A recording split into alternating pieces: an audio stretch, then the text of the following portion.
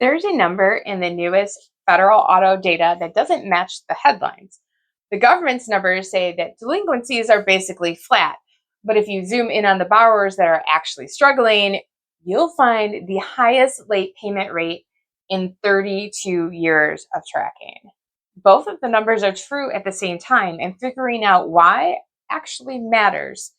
So start with the size of this. Americans now owe $1.69 trillion, so 1.7 trillion essentially in car loans. That is a record. It grew by $18 billion in just the first 3 months of this year. It is now the second biggest consumer debt behind mortgages. And that's a pretty large purchase. This is just a car, right? All right, here's the split that explains the contradiction that I opened with. Across all auto borrowers 90 days or more late, they are sitting at 5.6%. That is up from a year ago, but it's not catastrophic on its own. Now, subprime borrowers are a different story entirely. They're at 6.8% of all of the subprime loans on their own that are 60 days past due. That is the highest level since Fitch started tracking this back in the early 1990s. Prime borrowers, the ones with the best credit, those ones are basically fine. So this isn't across the board that everybody's having problems. It's concentrated in hitting people who are already financially stretched before they've ever signed that car loan. Part of the reason is simple math. The average new car payment crossed $800 a month for the first time this year. That's nuts. People are financing on average almost $44,000 for a new vehicle and over $27,000 for a used vehicle. And these are over term loans that are now stretching past 5.5 years because the longer terms, well, they lower the monthly payment so that people can afford it. But it's also meaning that you're carrying the debt for more years. And that's more time for something to go wrong with that car and then cost you more money that you didn't have, or else you would have made the payments higher, right? Now, there's the compounding problem that a lot of people aren't seeing coming because almost a third of trade-ins right now are underwater, meaning that the amount that it's worth when they trade it in is it's less than what is actually owed on it. So the average gap there is $7,000. The negative balance just doesn't disappear. It gets rolled into the new financing for the next car.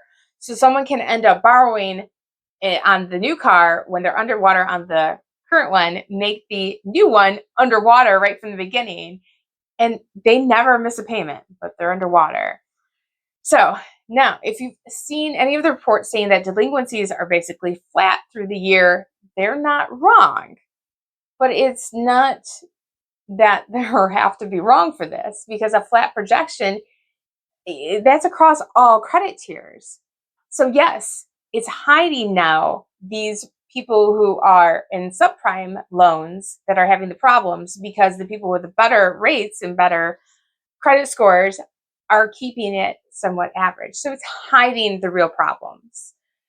This is where it stops, though, being abstract and is more of a actual issue we have. Because in 24, roughly 1.73 million, so we'll say, almost 1.8 million cars were repossessed. 2024. That was the highest since 2009. Not a forecast, an actual number, and that happened 2 years ago. So the real question isn't, is it a problem? It's whether it applies to you or someone you know and what people can do about this. If you're current but tight, the most useful thing you can do is call your lender before you ever miss a payment and ask them directly about any kind of hardship, deferments, modified payment plans, anything that they can do to help you, because most lenders have some kind of plan, but most people don't ask. If you're already behind, don't let it just go, because the gap between 30 and 60 days past due is where you still have leverage. Once you get past that 60 days, you have less options with them. If you're car shopping right now, get your current loan's payoff amount before you ever talk about trade-ins.